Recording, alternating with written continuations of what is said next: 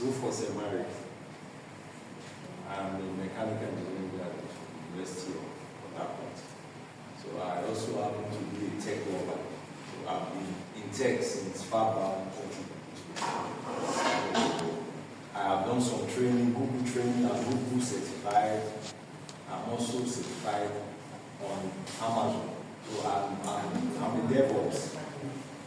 There's a local operation. I have a certificate of that from Google. So I also happen to be an AI expert. So I've been using AI since the very first day it was introduced in 2020. ChatGPT was introduced in November 2022. That was the very first one I started using. Why? Because I love tech. And I love anything new, anything that is exciting. So today, we'll be dealing on using AI ethically to enhance teaching. So this is my partner, his name is Theophilus. He's also a tech expert. So before we go further, I would like you all to introduce yourself. Please, I'll start with you. Please mention the subject you teach or whatever you do. Music, physics. Teaching in bakery. Okay. I'm a social and class teacher, early years. Okay.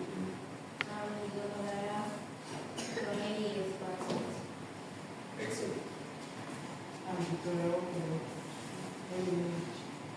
Okay. The next person. Okay, this is grade 4 teacher. Point 4. Grade 4. Okay. That grade 4 should be primary 4. Primary 4, yeah.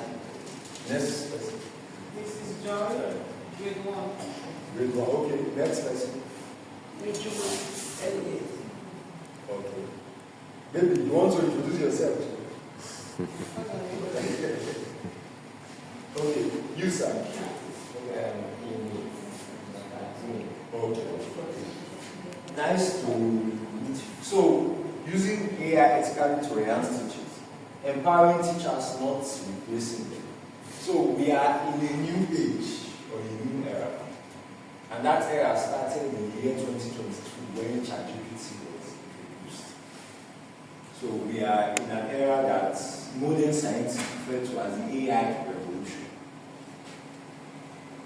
What do you know about AI, artificial intelligence? What do you know about artificial intelligence from the exposure you have so far? What do you know? What can you tell me about artificial intelligence?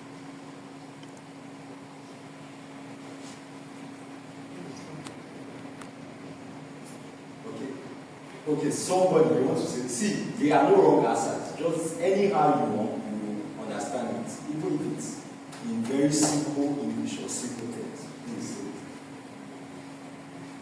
It's a tool that makes research, learning, and teaching easier. Okay. Good. Thank you very much. So, I like your, how you put it, a tool that makes research and learning easier. Yes, so it is actually a tool that makes research and learning easier. So,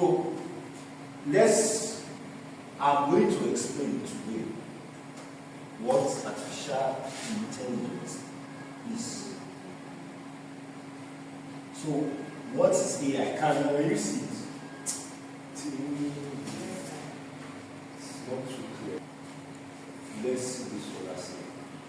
This one. This one is a bit clear.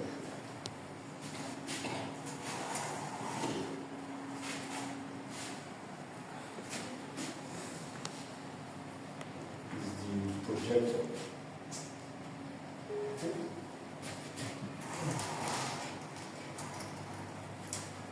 Don't worry, I will read it now.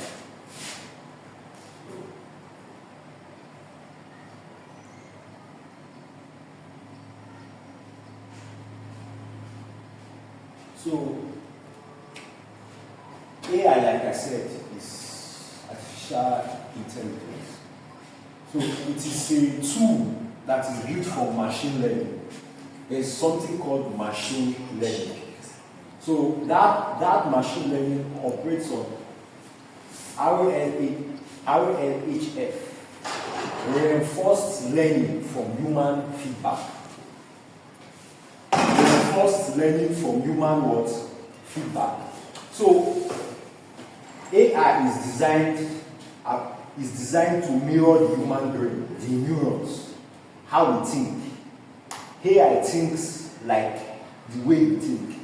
So it has its own artificial or digital neurons. So it operates based on what humans feed it. If you feed AI information, it generates information. Then you tell it, so information is not correct.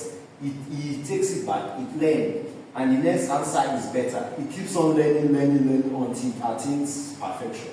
That's why you hear the word reinforced learning from human feedback. Scientists call it RLHF. That RLHF is reinforced learning from human feedback. It uses machine learning technique. So we have different types of AI. We have Gen AI, generative AI. We have the large language models. ChatGPT is a large language model. So let me show you.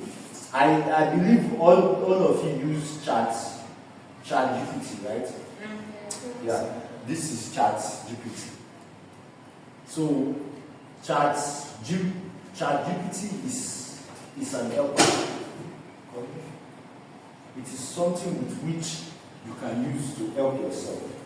So you feed it information and it generates answer for you. Now, it acts in the form of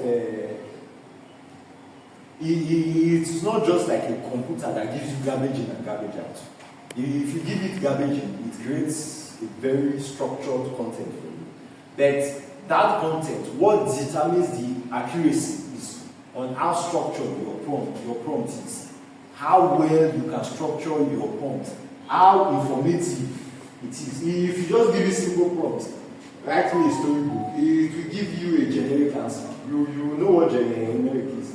You can just browse the web and just generic what things you can find easily. But if you make it detailed, give me a story about a bird that lives on a tree. That bird is a parrot. The bird has a friend known as Tony, and the bird always misses Tony. In that case, we give you a generic answer. Your prompt was very structured, so it will give you something very good. So 2.2, see that 2.2 is generative AI. That one creates videos. There is Suno, that one creates music. There is Gamma for slides. There is one other Zoom for CAD. That's for engineers, mechanical engineers. There are so many. In fact, there are so many I cannot remember them. So you can use it for different things. There is also scientists for those in the scientific world for research. There is one now, a harmonic for maths, for solving complex mathematics that scientists do. Those complex calculus. It's built specifically for mathematics. So all these are different tools that we can use.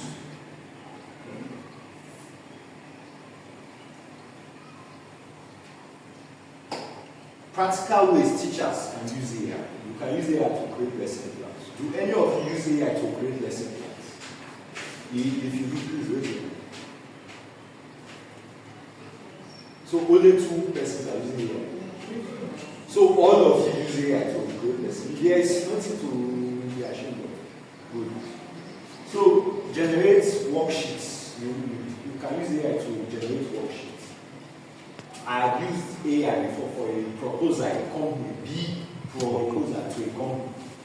I use it, but I did not just type it like that. Like I tell you, you have to be detailed. After doing it, you now proofread.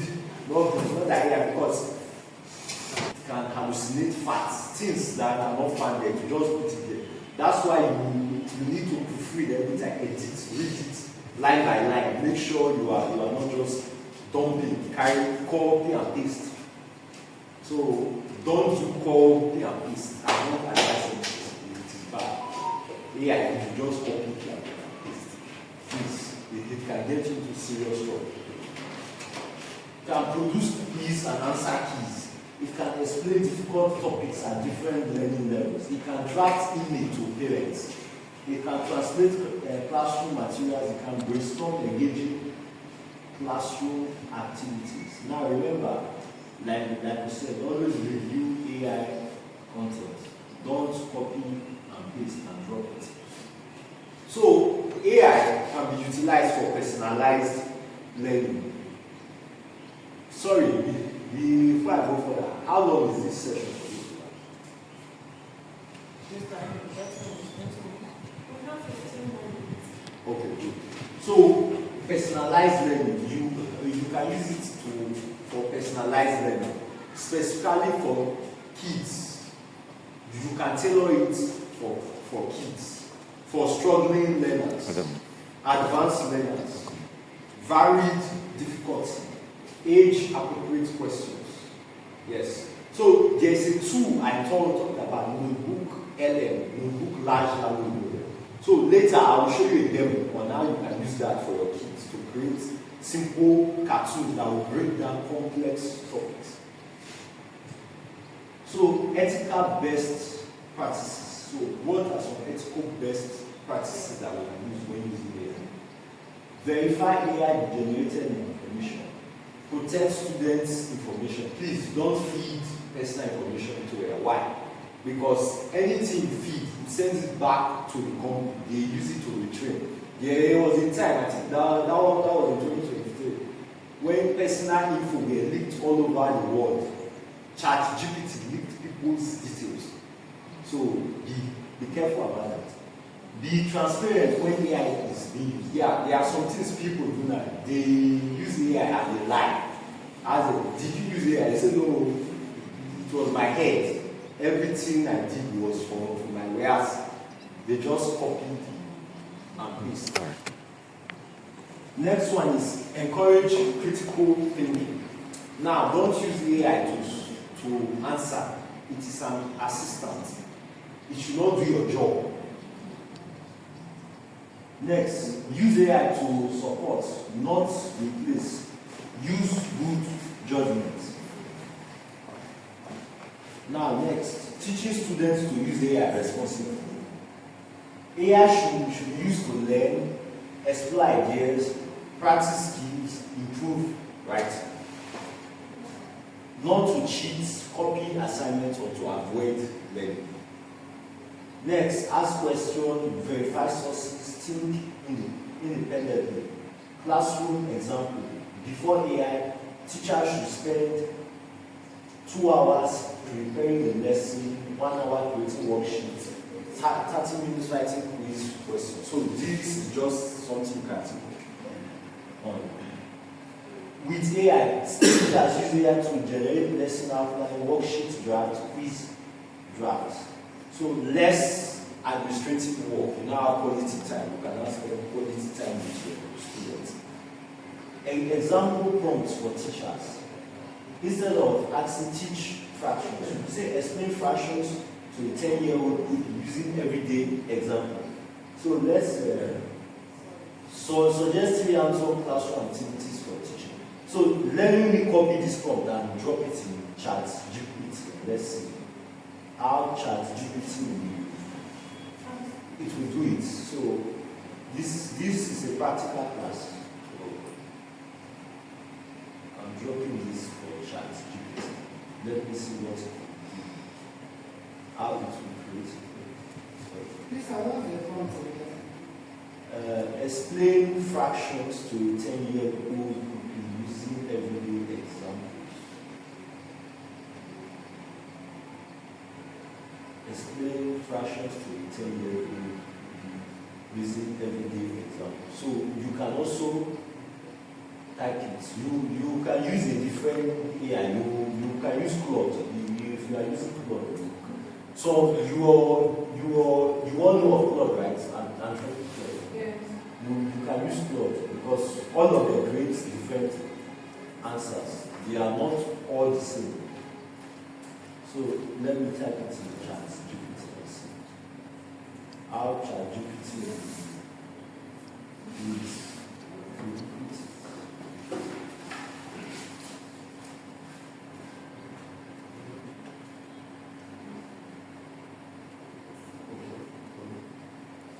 let me type it in. Explain fractions to a 10-year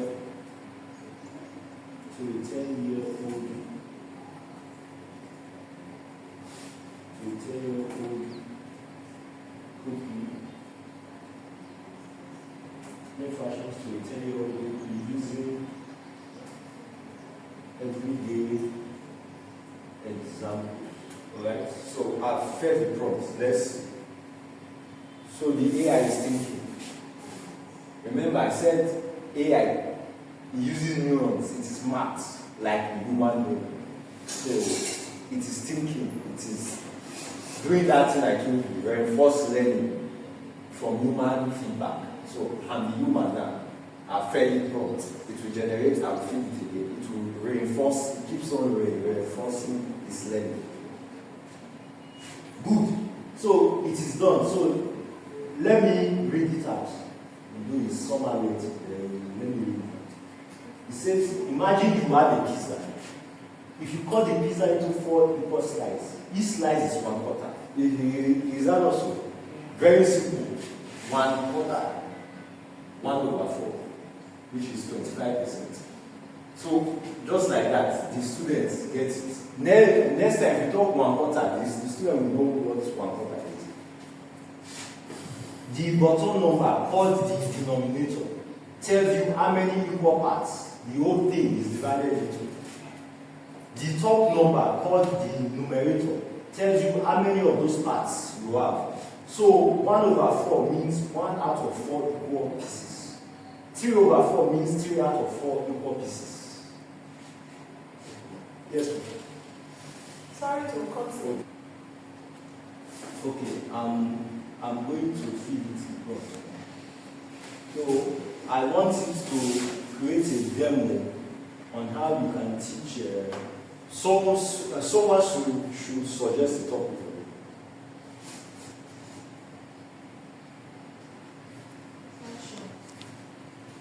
Okay, issue fraction. Okay. So let me create a short animation.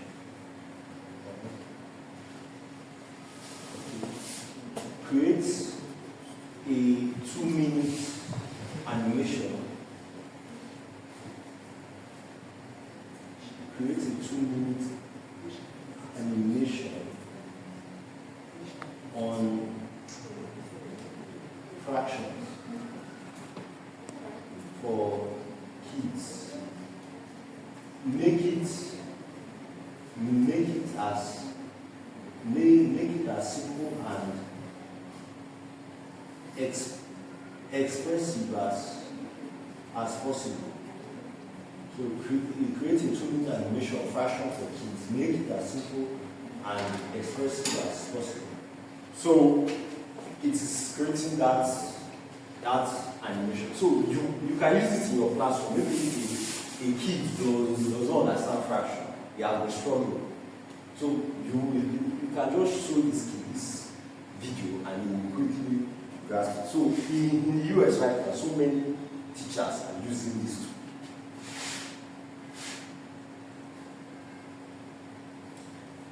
So Please, I want to know Notebook LM. It is created by Notebook Large Language Model. Yes, you can get it from Play Store.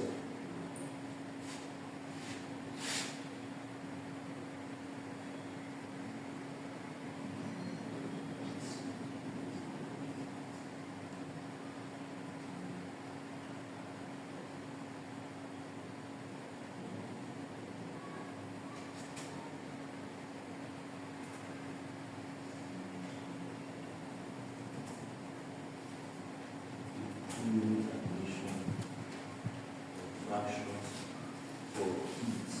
Sorry, Yes. Yes. Is it this logo, the black and white? LLM. Yes. Yes. Google Windows.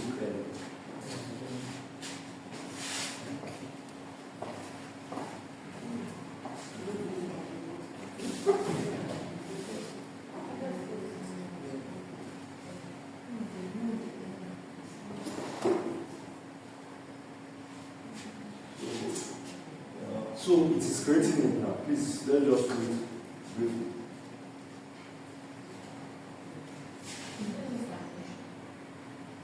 Sorry, is it only for animation? Or we can also use it You can also